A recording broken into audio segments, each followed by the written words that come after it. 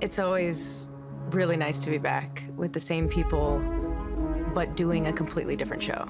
I feel like we get to reinvent the wheel every time we return.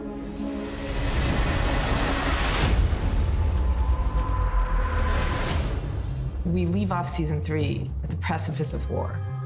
And when we return this season, the war has passed and we're dealing with its aftermath. From the beginning, from the first season, we knew that we wanted to tell a story with great scope. We liked the idea that each season would have its own arena, its own kind of age.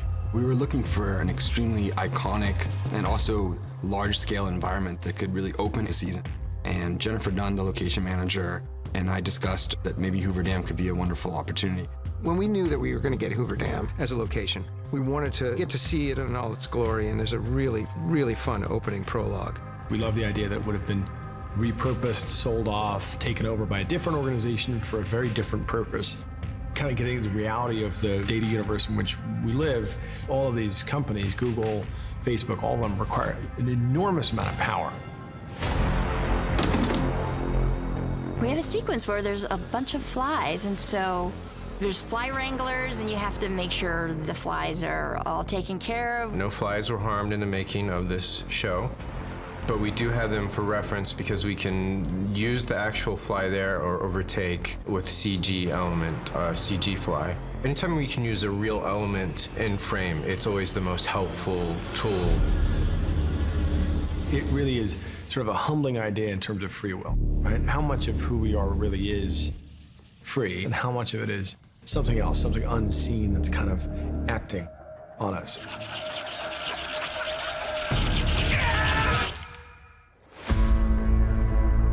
Seven years have passed since the end of the previous season. So we find our characters, in some cases, in radically different circumstances. But for Caleb, the situation hasn't changed very much. We find him right back where he started at the beginning of the third season. He's haunted by his past, and so he just cannot shake the feeling that he's being followed. He can't shake the feeling that the war isn't really over.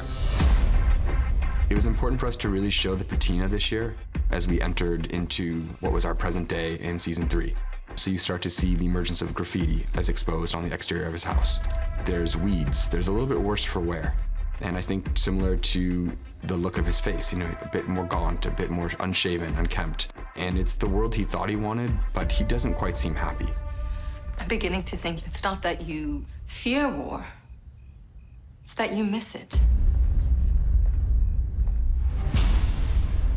Maeve, on the other hand, when we find her, is kind of in, self-imposed exile in the middle of nowhere. We had spent a lot of time scouting, doing snow studies and looking at different areas based on aesthetically what we were looking for, and ultimately ended up in Big Bear. When we find her at the beginning of the season, she's alone and living in her memories and causes quite a chain reaction, which brings her back to fight yet another battle. It's always a fun sort of little thing when you can see the host from other seasons come back. Who sent you, Colonel Brigham? Who the fuck is that? I'm afraid I don't have patience to explain. And then there's Dolores. Well, actually, there's not Dolores, because Dolores is dead and doesn't exist anymore. Christina is a human. She's a video game designer at a company called Olympiad Entertainment. She works in the offices, so she's in a lot of suits and more professional kind of looks. That's very sleek and clean, with nods to the color that we've seen her in before, her Dolores blue, just a little bit. But we really aimed to find things that just pulled her forward into the future. To really get a sense that our story had moved on, had moved kind of into the heart of humanity. It felt like Manhattan was the right place to be. We added a lot of futurism in terms of the landscape and the backgrounds, added some buildings, and I think evolved the city in a direction that it will likely go in. We added parks in all of the streets, leaving only one lane open for ride shares. We turned parking lots into rideshare parking stations and started to really kind of adjust some of the pre-war buildings into some future. Shooting in New York is a pretty intense thing to pull off. It's a bustling city that doesn't stop for anyone, even if you have a camera. they'll walk in front of your camera. We shot on the High Line. The High Line is never shuts down for any kind of private reason, so we're shooting amongst the public the whole time. Before we started shooting the second season, I sat down with Jonah and Lisa, and they kind of told me what was in store for me in season 2, how that would end.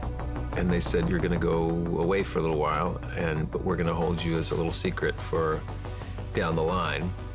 It was really hard to keep the Teddy secret, but I didn't even tell my family. It's an exciting feeling knowing that this is gonna be a little fun reveal for the audience and for the fans.